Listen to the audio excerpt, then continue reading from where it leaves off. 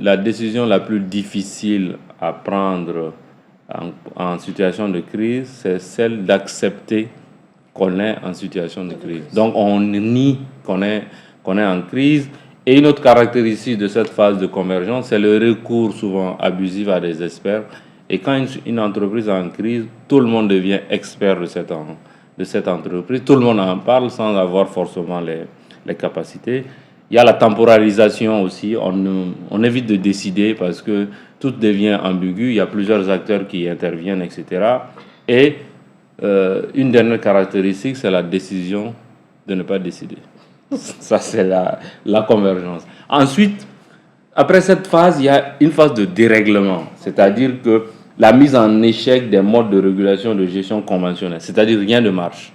Okay? Et on a l'impression que c'est toute l'entreprise dans son entièreté.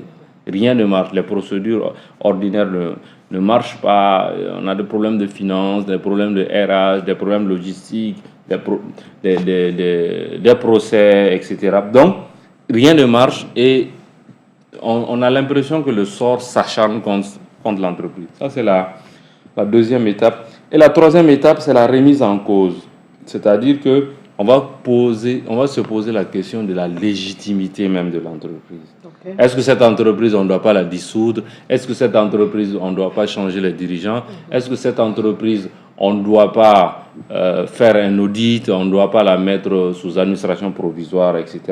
Une entreprise en crise est une entreprise douteuse, c'est-à-dire il y a beaucoup d'appréhension par rapport à cette entreprise. Okay? Elle est frappée d'emblée du sceau de la suspicion, c'est-à-dire tout le monde pense que l'entreprise en crise, c'est parce que les gens ne sont pas honnêtes, c'est parce que les gens ne font pas ce qu'ils doivent faire. Ça, c'est les caractéristiques de la crise. Donc, pour résumer, les ingrédients de la crise, c'est au nombre de 3. Il y a la convergence où l'entreprise va être sous le feu des projecteurs.